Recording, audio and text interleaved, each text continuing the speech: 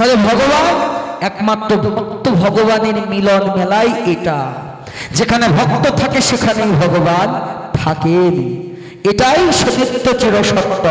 তা রোহিণীমা বলছেন, দেখো আমি যে তোমাদের কাছে কৃষ্ণের ব্রজপ্রেমের কথা বলবো, কৃষ্ণ বলরাম যেখানেই থাকুক না কেন সেখান থেকে এখানে আসবে। বললাম না মা, আসবে না, এই দ্বারে পাহারা দেওয়াবো, যখন যদি কৃষ্ণ বলরাম আসে তৎক্ষণাৎ তুমি সেই প্রেম মাধুর্যের কথা তুমি বন্ধ করে দেবে। এখন তাহলে পাহারাদার রাখা যায় কাকে? কি কাকে রাখা যায়? পাহারাদার কাকে রাখলো? দ্বারকায় ওই যেই ঘরে কৃষ্ণ কথা বলছেন সেই পাহারাদারের দাঁড়ি রাখলেন দেবী সুভদ্রাকে। সুভদ্রাকে চেনেন তো? মহাভারতে অভিমন্যুর মা সুভদ্রা না? ওর আমার গোবিন্দের ভগিনী, সাক্ষাৎ দেবী যোগমায়ের অবতার সুভদ্রা। তা সুভদ্রাকে ডেকে বললেন যে সুভদ্রা, তুমি এই দ্বারের দাঁড়ি হিসেবে নিযুক্ত থাকবে, যখনই কৃষ্ণ বলরাম আসবে তুমি আমাদের সংকেত করবে, আমরা সতর্ক হয়ে যাব, আমরা আর কৃষ্ণ কথা বলবো না। কারণ কৃষ্ণ যদি এখানে আসে তাহলে কৃষ্ণ কথা আমরা বলতে পারবো না। তখন সুভদ্রা কি করলেন? দুহাত দুপাশে দিয়ে সুভদ্রা বলছেন, ঠিক আছে চিন্তা করো না, তোমাদের দরজার দ্বারে হিসেবে আমি দাঁড়িয়ে আছি। বলা আরম্ভ করলেন রোহিণীমা ব্রজ প্রেমের মাধুর্যের কথা। জানো তোমরা যে গোবিন্দকে এত ভালোবাসো, শুধু তোমরা নও, বিশ্ব ব্রহ্মাণ্ডের প্রত্যেক দেব দেবতা যক্ষ মুনি ঋষি যাকে পাবার জন্য যুগ যুগ সাধনা করে ভজনা করে, ব্রজে তিনি কি করেছিলেন জানো? রাধা রানীর চরণ যুগল তিনি নিজ মস্তকে নিয়ে বলেছিলেন, দেখে বিনোদিনী মম শিরোষিমণ্ডন দেহি পদ বল্লভ। তোমাদের গোবিন্দ করেছিলেন কি? রাধা রানীর চরণ যুগল নিজের মস্তকে ধারণ করে অঞ্জলি ভেসে গিয়েছিলেন। শ্রীদামের সুদামদের এত ভয় তোমাদের গোবিন্দ খেয়েছিল। এমন করে ব্রজের মাধুর্যের কথা রুক্মিণী, সত্যভামা, জাম্ববতী এই স্ত্রীদের কাছে বলছেন যে আমার রোহিণী মা। যখনই বলছেন সুভদ্রা, আরে কৃষ্ণ কথা শুনতে বাবা ভালো না লাগে কর, একবার যদি কৃষ্ণ কথা মৃত সাগরে ডুব দিয়া যায়, সে জানে এই সাগরের মধ্যে মধুরিমা কতখানি, এর মধ্যে মিষ্টতা কতখানি, এর মধ্যে প্রেম কতখানি। প্রেমের সাগরে ডুব দিলে মায়া তাকে স্পর্শ করতে পারে না। নরোত্তম ঠাকুর মহাশয় নিজে বললেন, তিনি নিজে বললেন, প্রেম ভক্তি সুধা নিধি তাহে ডুব নিরবধি, আর সব খার বিধি প্রায়। প্রেমের সাগরে যদি ডুবতে পারো জীবন হবে তোমার মধুময়। আর কৃষ্ণের এই ভজনের পথ থেকে বিচ্যুত হয়ে যদি তুমি মায়ার দাসত্ব করো তোমার জীবন হবে বিষময়। আমাদের অবস্থা হয়েছে কি জানো? আমাদের অবস্থাটা হয়েছে যে যিনি নাকি ডক্টর মহানামব্রত ব্রহ্মচারী চমৎকার ভাবে ব্যাখ্যা দিলেন, যিনি নাকি সাপ সম্পর্কে যার কোনো অভিজ্ঞতা নাই, যিনি নাকি কোনোদিন সর্প দেখে নাই, আচ্ছা সর্প সম্বন্ধে অনভিজ্ঞ যিনি, এখন একটা জায়গায় একটা সাপ মনে করেন, যত বিষাক্ত সাপ হবে তার গায়ে কিন্তু ফুলের মতো তত ছাপা হবে। সাপের গায়ে সুন্দর সুন্দর ছাপা আছে না? একটা সাপ গোলাকার হয়ে শুয়ে আছে মালার মতো। এখন যে কোনোদিন সাপ দেখে নাই, মালা দেখেছে, ওই সাপটাকে মালা ভেবে সে যদি গলায় পড়তে যায় তার মৃত্যু কি নিশ্চিত না? আমাদের অবস্থাও তাই। আমরা এই সংসারকে ফুল মনে করে আমরা গলায় গেঁথে দিয়েছি, কিন্তু পরিণামে আমাদের হচ্ছে বিষময় ফল। এই সংসারটা প্রথমে ফুলের মতো মধুময় হলো, পরে বিষাক্তের মতোই মনে হবে। এই কারণে আপনারা যারা হরি কথা কৃষ্ণ কথা, শ্মশানের মতো এমন পবিত্র জায়গা আমি কোথাও দেখি নাই। এটা কে বলেছেন? এটা ভোলা মহেশ্বর, তিনি নিজে বলেছেন এই কারণে সঠিক একটা জায়গায় একটা ব্যাংকে যেমন দান করলে ওই টাকাটা আস্তে আস্তে কি হয়, ম্যাচুইট হয় না, আপনারা ব্যাংকে দান করলে ওটা সুদ সমেত আপনি সেটা ফেরত পাবেন। তদ্রূপ যদি দান করেন, দয়া করে এই যে নিজের জায়গা 2 দিন পরই হোক, 1 দিন পরেই হোক, আপনাদের আসতে হবে এই জায়গায়। আপনাদের নিত্য একেবারে স্থিত জায়গা, এখানে আপনার আমার সবার অহংকারের একমাত্র শেষ জায়গা, সবার একমাত্র শেষের দিনের ঘর এটা। এখানে যদি একটু উন্নয়ন করতে পারি তাহলে আমাদের পরমার্থিক ঘরে, ওই পরমার্থিক দুনিয়ায় গোবিন্দও আমাদের জন্য ভালো একটা ঘর করে রেখে দেবে। একেবারে ভস্য করে দেওয়া হবে আমার অহংকার। এটা মানুষকে ভস্য না, মানুষের অহংকারটাকে ভস্যের জায়গা এটা। আর ওটা দেখলেও অহংকারটা ভস্য হয়ে যায় আপনি অনুতাপের আগুনে। এই শ্মশানে এসে যদি কাউকে পোড়ানো দেখেন, সে তো আগুনে তার দেহ ভস্য হচ্ছে, আর আপনার অহংকারী মনটা অনুতাপের আগুনে পুড়ছে আস্তে আস্তে। আর যত পুড়বেন তত আপনার কি সোনাকে পোড়ালে যেমন খাঁটি হয়, আপনার এই অহংকারী হৃদয় এই শ্মশানকে দেখে, শ্মশানে বসে যত অনুতাপের আগুনে পুরাতে পারবেন তত আপনি খাঁটি হবেন, তত কৃষ্ণ চরণে অনুরাগ বাড়বে, ভক্ত সঙ্গের প্রতি ততই আপনার লালসা জাগবে। তাই তো? তাহলে এই কারণে যথোপযুক্ত সময় জায়গাটাও সুন্দর থাকে। সন্ধ্যাবেলা ভজনের একটা উপযুক্ত সময় সন্ধ্যাকাল, তারপর ব্রহ্ম মুহূর্ত, গভীর রজনী, এইগুলো হচ্ছে সাধকদের ভজনের একটা সময়। সাধকরা যারা এই সময়গুলোতেই তারা তাদের ভজনগুলো করেন। জয় রাধে। এই কারণে আপনাদের ভজন ধন্য হোক, আপনারা ভগবত করুণা লাভ করুন, ভগবত কৃপা লাভ করুন।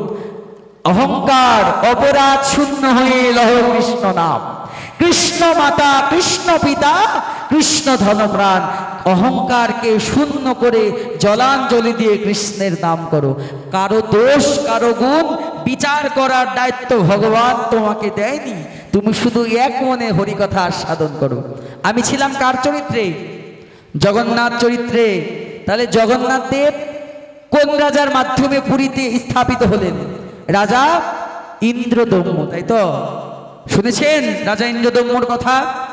ইন্দ্রদম্য যখন জগন্নাথের দেখেন, জগন্নাথজি সাক্ষাৎ, যার জগন্নাথের দেহের মধ্যে সাক্ষাৎ গোবিন্দের হৃদয় লুকিয়ে আছে। যখন দাপর লীলা শেষে ব্যাধের তীরাঘাতে গোবিন্দের চরণে বিদ্ধ হলো, গোবিন্দ দেহ ত্যাগ করলেন না? যুধিষ্ঠিরকে দৈববাণী করে বললেন, যুধিষ্ঠির তুমি আমার দেহটাকে পুড়িয়ে দাও। যুধিষ্ঠির পোড়ালেন, পোড়ানোর পর একটা জিনিস অবশিষ্ট রইল। কি? কোন জিনিস পড়ে না? নাভিটা পড়ে না। তা আমার গোবিন্দের দেহটাকে যখন পোড়ানো হলো, নাভিটা কিন্তু পুড়েছিল না দাদু। ওই নাভিটা করলো কি? নাভিটা অর্জুন নিয়ে সমুদ্রে ভাসিয়ে দিলেন। ভাসতে ভাসতে ভাসতে ভাসতে নাভিটা পেলে একটা কাঠের মতো হয়ে গেলেন, শক্ত। ওই কাঠটা পেলেন কে? ইন্দ্রদম্য রাজা। ইন্দ্রদম্য রাজাকে ভগবান দৈববাণী করলেন কি রূপে? নীল মাধব রূপে। অনেক কথা, আসলে এই কথাগুলো ভিতরে না গেলে বোঝা যাবে না। ইতিহাস, এই জগন্নাথের আমাদের সনাতনের ইতিহাস, আমরা তো ইতিহাস জানি না। ইতিহাস যদি না জানি, সে জাতি কখনো মাথা উঁচু করে দাঁড়াতে পারে না। এই জগন্নাথের পুরী, শ্রীক্ষেত্র পুরীর কেন এত মাহাত্ম্য? পুরীর কেন এত মাহাত্ম্য? বলল সব তীর্থ বিলুপ্ত হয়ে যাবে কলির প্রভাবে, গঙ্গা যমুনা পর্যন্ত শুকিয়ে যাবে, বৃন্দাবন ধাম বিলুপ্ত হয়ে যাবে কলির প্রভাবে, পাপের প্রভাবে। কিন্তু একটা ধাম কখনো বিলুপ্ত হবে না, সেটা হচ্ছে শ্রীধাম নীলাচল পুরীক্ষেত্র। এটা বিলুপ্ত হবে না, কারণ সাক্ষাৎ গোবিন্দ, তার হৃদয়টা জগন্নাথের মধ্যে এখনো আছে। তখন একটা কাঠের মতো হলো, নীল মাধব রূপে অবতীর্ণ হয়ে ইন্দ্রদম্য রাজাকে তিনি স্বপ্নাদেশ দিলেন, হে রাজা, তুমি আমার মূর্তি করে পুরীতে তুমি আমাকে স্থাপন করো। আমি জগন্নাথ রূপে সকল ভক্তকে দর্শন দিয়ে আমি করুণা করতে চাই, ভক্তকে উদ্ধার করতে চাই। এমনই শ্রীধাম পুরীক্ষেত্র, একাদশীর দিন সব অন্নের মধ্যে দাদু পাপ লুকিয়ে থাকে, ভয়ঙ্কর ভয়ঙ্কর পাপ। কিন্তু পুরীতে একমাত্র পুরী ধাম এমন ধাম যেখানে একাদশীতেও জগন্নাথের অন্ন প্রসাদ পেট ভরে খেয়েও বলা যায় আমি একাদশী আছি। পাপ পুরুষ সব অন্নের মধ্যে গেছে, যখনই পুরীতে ঢুকতে গেল জগন্নাথ বললেন সব জায়গা যাবে, কিন্তু আমার মহাপ্রসাদে তুমি প্রবেশ করতে পারবে না একাদশীর দিনেও। এইগুলো ইতিহাস, এগুলো জানতে হবে, এগুলো জানতে হবে। ইতিহাস না জানলে জ্ঞান আসবে না, আর ওটা না থাকলে ভক্তিও আসবে না। ইন্দ্রদন্য রাজা, দাঁড়াও, ইন্দ্রদন্য রাজা তিনি করলেন কি, তিনি বিশ্বকর্মা একটা বৃদ্ধ একজন কারিগরের রূপ ধারণ করে তিনি ইন্দ্রদন্য রাজার কাছে এসে বললেন, রাজা তোমাকে চিন্তিত লাগছে। বলল, আমাকে নীল মাধব স্বপ্নাদেশ দিয়েছেন, তিনি জগন্নাথ রূপে তিনি আমাদের কৃপা করবেন। তাহলে এই কাঠের এই খণ্ডটা পেয়েছে, আদৌ কিন্তু ওটা নাভি ছিল গোবিন্দের, নাভিটা আস্তে আস্তে কাষ্ঠখণ্ডে পরিণত হয়েছে। তাহলে দেখো যে জগন্নাথের দেহটা সাক্ষাৎ গোবিন্দের নাভি কাষ্ঠখণ্ডে পরিণত হয়েছে। বিশ্বকর্মা, ওই কারিগর রূপে বিশ্বকর্মা বললেন, তোমার এই কাজটা আমি করে দিতে পারি, তবে একটা শর্ত আছে। কি শর্ত?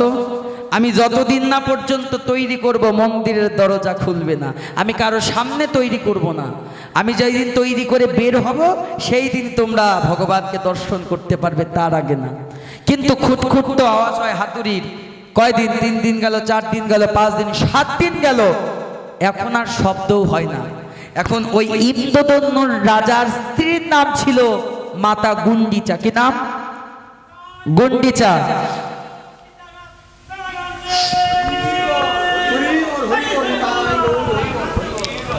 তার স্ত্রীর নাম কি ছিল? যে ভগবান কয়দিনের জন্য মাসি বাড়ি যায় গুন্ডিচা মন্দিরে? 7 দিনের জন্য, 8 দিনের জন্য, তাই তো? তাহলে এই যে কে গুন্ডিচা, এই ইতিহাসটা জানতে হবে না। জগন্নাথ যায় মাসি বাড়ি কার মন্দিরে? গুন্ডিচা মন্দিরে। মহাপ্রভু তাই করতেন, মহাপ্রভু গুন্ডিচা মার্জন করতেন, ভক্তদের নিয়ে গিয়ে কলসি ভরে ভরে জল নিয়ে। তাহলে কে গুন্ডিচা? ইন্দ্রদন্য রাজার স্ত্রী হচ্ছে গুন্ডিচা। এখন আসুন, এই গুন্ডিচা রাজাকে বললেন, রাজা মনে হয় ওই বৃদ্ধ লোক মারা গেছে, নাহলে এতদিন তো একটু কাছের খুটখুট আওয়াজ পেতাম, কিন্তু এখন তো তাও পাই না। তুমি দরজা খোলো তো। ধৈর্যের বাঁধ ভেঙে গেছে তো, ধৈর্য হারালে তো সে কখনো ভগবত কৃপা পায় না, ধৈর্য আগে চাই। তো ধৈর্য হারা হয়ে রাজা দরজা খুলে দিলেন, সেখানে কোনো বৃদ্ধ কেউ নেই, শুধু পড়ে আছে অসম্পূর্ণ এক মূর্তি, যার চোখ বড় বড়, যার হাত নাই, হাত আছে তো আঙুল নাই, পা নাই, নাক নাই, কান নাই, কিচ্ছু নাই। ইন্দ্রদন্য রাজা কেঁদে বললেন, যে আমি কি করলাম মন্দিরের দরজা খুলে? ভগবানের মূর্তি তো, বিগ্রহ তো আমার অসম্পূর্ণ রয়ে গেল। দৈববাণী হলো, ইন্দ্রদন্য রাজা তুমি একটা কথা মনে রাখবে, এই জগতে যা হয় আমার ইচ্ছাতেই হয়। যা হয় ভগবানের ইচ্ছা ছাড়া কিন্তু কিছু হয় না, যেটাই হয় আমার ইচ্ছাতে হয়। তা আমি এই রূপে তারপরে আমি একবার অবতীর্ণ হয়েছিলাম। তুমি আমার মতো আমার দাদা জগন্নাথ এবং ভগিনী সুভদ্রাকেও তুমি অন্য কোনো কারিগরে নিয়ে তুমি তৈরি করো, একেবারে হুবহু আমার মতো। ওই যে কালো যিনি, তিনিই কিন্তু গোবিন্দ। তখন আমি এই রূপেই আমি এই ধরাধামে ভক্তদের দর্শন দিব। তখন ভগবান বললেন, শোনো ইন্দ্রদন্য, আজ আমি তোমাকে কিছু দিতে চাই। তুমি আমাকে প্রতিষ্ঠা করলে, তুমি কি চাও বলো, আমি তোমাকে তাই দেবো। বললেন কে? ভগবান। আচ্ছা, আমার কাছে, আপনার কাছে ভগবান এসে যদি বলতো তুমি কি চাও, আমি কি চাইতাম? আমার মতো নির্বোধ, আমার মতো দুরাচার কি চাইতো? আমাকে পৃথিবীর রাজা করে দাও, পৃথিবীর ধন দিয়ে আমাকে পূর্ণ করে দাও, তাই তো চাইতাম। এর থেকে বেশি কিছু আর আমার কাছে আশা করবেন না, এটাই আমি চাইতাম। কিন্তু ইন্দ্রদন্য রাজা, তৎকালীন সময়ে পুরীর রাজা, সে কি চাইলো জানো? সে চাইলো যে হে গোবিন্দ, তোমার কাছে একটা জিনিস চাই। কি চাই জানো? তুমি আমার বংশকে নির্বংশ করে দাও। বলেন তো, এটা কি কোনো কিছু চাওয়া? তুমি আমার বংশকে নির্বংশ করে দাও, আমার বংশে প্রদীপ দেওয়ার মতো যেন কেউ না থাকে। ভগবান বললেন, এ কি রাজা, তুমি কি চাইলে আমার কাছে? বংশ সবাই বৃদ্ধির জন্য আমার চরণে প্রার্থনা করেন, আর তুমি আমার কাছে বংশ নির্বংশ হওয়ার আশীর্বাদ চাইলে? এটা আশীর্বাদ না অভিশাপ? বললেন, হে গোবিন্দ, আমি যদি আজকে তোমার মন্দির এ পুরী ধামে যদি তৈরি করে গেলাম, কালকে যদি আমার ছেলে হয়, তার সন্তান হয়, তার সন্তান হয়, পর্যায়ক্রমে আমার যারা বংশ পরম্পরায় থাকবে তারা এই মন্দিরটাকে নিজেদের বলে দাবি করবে, নিজেদের মালিকানা বলে দাবি করবে। কিন্তু আমি চাই না প্রভু তুমি কারো বাধা হয়ে থাকো। এই মন্দিরের উপর সব ভক্তের সমান। এই কারণে প্রভু আমার এই মন্দির, এটা তোমার এই মন্দিরে কারো যেন কোনো হস্তক্ষেপ না থাকে। এই কারণে আমি আমার বংশ নির্বংশ, আমার বংশে যেন কোনো পুত্র সন্তান জন্ম না নেয়। বাহ, ভগবান তথাস্তু। দেখেন, এটা দেখেছেন যে ভক্তদের জন্য আর এক ভক্ত করলেন কি? এই কারণেই বাবা, এক ভক্ত আর এক ভক্তের বান্ধব। সবার ভালোবাসার মধ্যে স্বার্থ আছে, আর যে ভালোবাসার মধ্যে এতটুকু স্বার্থ আছে ওটা টিকবে না। রক্তের যারা, তাদের ভালোবাসার মধ্যে স্বার্থ থাকে, কিন্তু পরমাত্মিক ভালোবাসায় যদি একবার আত্মীয়তা করা যায়, ওই ভালোবাসায় যদি স্বার্থ না থাকে, তার মধ্যে যদি কেবল গোবিন্দ ভক্তি থাকে, কৃষ্ণ ভক্তি থাকে, সেই ভালোবাসা কোনোদিনও সেই ভালোবাসা ভেঙে যায় না। এই কারণে আত্মার আত্মীয়, রক্তের আত্মীয়কে আত্মীয় বলে না। কৃষ্ণের সম্বন্ধে যারা সম্বন্ধিত, তুমি আমার গোবিন্দকে ভালোবাসো, আমিও তো এই পথেই চলতে যাচ্ছি, তাহলে তো আমরা তো একই পথের পথে। এসো ভাই, এসো ভাই, তোমাকে বক্ষে জড়িয়ে ধরে আমি আমার তাপিত পরাণ শীতল করি। এটাই তো ভক্তের চাওয়া। তখন আমার জগন্নাথ কৃপা তো করলেন, আশীর্বাদ করলেন, কিন্তু মায়ের মন, ওই ইন্দ্রদন্য রাজার স্ত্রী, নাম ছিল গুন্ডিচা। গুন্ডিচা কেঁদে বললেন, প্রভু আমারও তো মা হওয়ার ইচ্ছা থাকে। রাজা তো বলেই খালাস, কিন্তু আমি তো মায়ের জাত, আমি কি কোনোদিন মা হতে পারবো না? বললেন, দেখো গুন্ডিচা, আমি যা আশীর্বাদ করে দিয়েছি তা তো দিয়েইছি, কিন্তু তোমার কোনো দুঃখ থাকবে না গুন্ডিচা। বছরের 8টা দিন যেমন মা যশোদা, মা রোহিণী, মা দেবকী আমার যেমন মা, আজকে তার মতো তুমি গুন্ডিচা আমার মাসি হলে। তোমাকে আমি তোমার ভাগিনা হলাম, আর মাসি জ্ঞানে তোমার ঘরে গিয়ে 8 দিন তোমার সেবা আমি গ্রহণ করব। এই তো রথযাত্রায় শ্রীমন্দির থেকে ভগবান মাসির বাড়ি যায় মাসিকে কৃপা করার জন্য। প্রেম সে বলো জয় জয় নিতাই গৌর সীতানাথ দেবানন্দ হরিভদ।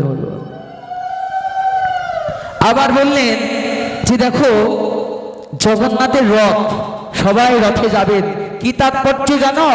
কারণ আমার গোবিন্দ, ভগবান রামচন্দ্র, ভগবান কৃষ্ণচন্দ্র, ভগবান বামন, ভগবান নৃসিংহদেব কেউ কিন্তু রাজপথে বেরোয়। একমাত্র জগন্নাথ এত দয়াময় যে ভক্তকে দেখার জন্য তিনি নিজেই রাজপথে বেরোয়।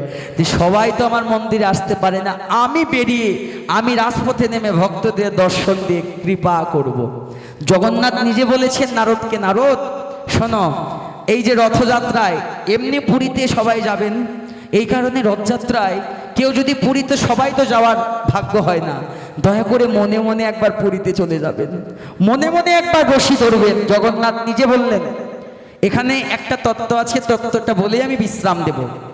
যে জগন্নাথ নিজে বললেন নারদকে, নারদ, যে আমাকে শ্রীমন্দিরে দর্শন করে তাকে কৃপা করে প্রেম ভক্তি দান করি, কিন্তু যে ভক্ত রথের উপরে আমাকে দর্শন করেন, মানে এমনি জগন্নাথ দর্শন মন্দিরে বেদিতে, আর রথপরি জগন্নাথ দর্শন কিন্তু এক না। যে নাকি রথের উপরে আমাকে, রথাগ্রে আমাকে যিনি নাকি দর্শন করেন, কৃপা করে এই সংসার থেকে, সংসার বন্ধন থেকে তাকে মুক্তি দান করি। আসা যাওয়ার চক্রে তাকে আর আসতে হয় না, তার আর কোনোদিনও পুনর্জন্ম হয় না। বোঝা গেল? তাহলে রথে যাব কেন? রথের উপর জগন্নাথকে দর্শন করলে এই ত্রিতাপ জ্বালা ভোগ করার জন্য আমাকে আর ভবে আসতে হবে না। এই গেল একটা। এখন জগন্নাথকে নারদ বলল, প্রভু সবাই তো তোমার রথে যেতে পারবে না, কারণ গৃহে কাজ আছে। কে যে পঙ্গু, হাঁটতে পারে না, যে অন্ধ, দেখতে পারে না, লক্ষ লক্ষ মানুষের ভিড়ে তো আর সে যেতে পারবে না। আচ্ছা প্রভু, সে যদি ইচ্ছা থাকে হৃদয়ে কিন্তু যেতে যদি না পারে তাহলে কি হবে? ভগবান বলছেন, কেন নারদ, তাদেরও উপায় আছে। আমার ভক্ত, আমি তো সবার হৃদয়ে বাস করি। শোনো, যারা রথের রশি ধরতে পারবে না কিন্তু মনে মনে যদি বাড়ি থেকেই যদি কেঁদে কেঁদে বলতে পারে, যাওয়ার সুযোগ নেই কিন্তু কেঁদে কেঁদে যদি বলতে পারে, হা জগন্নাথ, তোমার রথের আমি দড়ি ধরতে পারলাম না, বড্ড আশা ছিল, এই আকুতি যদি জানায়, আমার রথের দড়ি ধরার ইচ্ছাটা যদি ঘরে বসে কেউ যদি মনে মনে প্রকাশ করেন, সঙ্গে সঙ্গে ত্রিতাবের জ্বালা থেকে মুক্ত করে আমার রাঙা চরণ সেবার তাকে সুযোগ করে দিই। নিতাই গো হরি বল। এটা আমার কথা না, এটা জগন্নাথ লীলামৃতে জগন্নাথ নিজের মুখে নারদকে বলেছে। শুধু কি তাই? এখন আসুন, রথে কে কে থাকে? কে কে থাকে? জগন্নাথ, বলদেব, সুভদ্রা, তাই তো? আচ্ছা, রথ থাকে কয়টা? 3টে রথ থাকে। এখন আগে যায় কে? আচ্ছা, আগে যায় কে? না না, আগে যায় বলরাম, তারপরে সুভদ্রা মা, তারপরে কে? তারপর আমার ভগবান। তাহলে আপনাদের প্রশ্ন জাগতে পারে, দাদু, তাহলে ভগবানকে তো আগে যাওয়ার কথা, ভগবান তো আগে থাকে, তাই না? তাহলে ভগবান আগে না থেকে আগে কেন ভাই বোনকে পাঠালো? যতই বলরাম দাদা বড় হোক, কিন্তু বড় হলেও কিন্তু অন্য পর্যায়ে কিন্তু বলরাম কিন্তু গোবিন্দেরই দাস, দাস না? তাহলে বলরামকে কেন আগে পাঠালো? এখানে তত্ত্বটা বললেন চমৎকার ভাবে, একটু মন দিয়ে শুনুন, আমি বিশ্রাম দিয়ে দেব। তত্ত্বটা বললেন যে আগে আসে বলরাম। বলরাম হচ্ছে, আমি কার কৃপা, আমি কিন্তু পাঠটা শুরু করেছিলাম গুরু কৃপা দিয়ে, তাই তো? তা আগে আসে, আমি বিশ্রাম দেবো গুরু কৃপার উপর রেখে। তা যখন আগে আসে কে? দাদা বলরাম। এখন দাদা বলরাম তিনি হচ্ছে সাক্ষাৎ গুরু তত্ত্ব, কারণ বলরামই তো নদিয়ায় নিতাই হয়েছেন, আর নিতাই চরণ না সেবা করে কেউ কে গৌরকে লাভ করতে পেরেছে? নিতাই পদকমলং কোটি চন্দ্র সুশীতল যে ছায়ায় জগত জুড়ায়, হেন নিতাই বিনে ভাই ব্রজে রাধা কৃষ্ণ পাইতে নাই, দৃঢ় করি ধর নিতাইয়ের পায়। আচ্ছা, তাহলে আজকে নিতাই যদি গুরুতত্ত্ব হয়, বলরাম গুরুতত্ত্ব। এখন প্রথমে জীবনে যদি ভগবত কৃপা লাভ করতে চাও, আগে দরকার কি? গুরুর করুণা। কারণ আগে ভক্তি আসবে না, ভক্তি আগে আসবে না, আগে দরকার কি? গুরু কৃপা। আচ্ছা, গুরু কৃপা যখনই তুমি লাভ করলে, যখনই গুরু এলো, গুরু কৃপা করলো, গুরুর কৃপার পর ভক্তি আছে কোথায়? আমার গুরুদেবের রাতুল চরণে ভক্তি আছে, গুরুদেবের রাতুল চরণে। কোথায়? গুরুর চরণে কৃষ্ণ ভক্তি লুকিয়ে আছে। তাহলে চরণটা আগে ভজন করতে হবে। এখন এই ভক্তি মহারানীকে, সুভদ্রা মহারানী হচ্ছে ভক্তির প্রতীক, তাই তো? সুভদ্রা মহারানী হচ্ছে ভক্তি দেবী। যখনই গুরু কৃপা হলো তখনই তোমার অন্তরে কৃষ্ণ ভক্তি এলো। মানে দেখুন, একবার রথটা একেবারে আপনাদের আমার আপনার ভজন, রথযাত্রাটা একেবারে ভজন। যখনই গুরুর কৃপা হলো তারপরে আসে দ্বিতীয় থেকে আসে সুভদ্রা ভক্তি রূপে, তখন তোমার মধ্যে কৃষ্ণ প্রেম আসে গুরু কৃপার পর। যখনই গুরু কৃপা লাভ করলে, ভক্তি দেবীর কৃপা যখন লাভ করলে, ভগবান আর দূরে থাকতে পারবে না। তারপরে কে আসে? জগন্নাথ। তখনই ভগবান শঙ্খ চক্র গদা পদ্ম রূপ ধারণ করে তোমাকে কৃপা করবে, করুণা করবে। নিতাই গৌর হরি বল। জয় রাধে। সবাই ভালো থাকবেন। অনেক কথা বললাম, কথার মধ্যে যদি আমার ভুল ত্রুটি হয় নিজের সন্তান মনে করে ক্ষমা করবেন। আর এই যে জগন্নাথ চরিত্র শ্রবণেও মঙ্গল, আমার অত্যন্ত আমার মনে ইচ্ছা ছিল যে জগন্নাথকে, যে প্রভু জগন্নাথ তিনি গোবিন্দেরই একেবারে কৃপাময় একটা রূপ।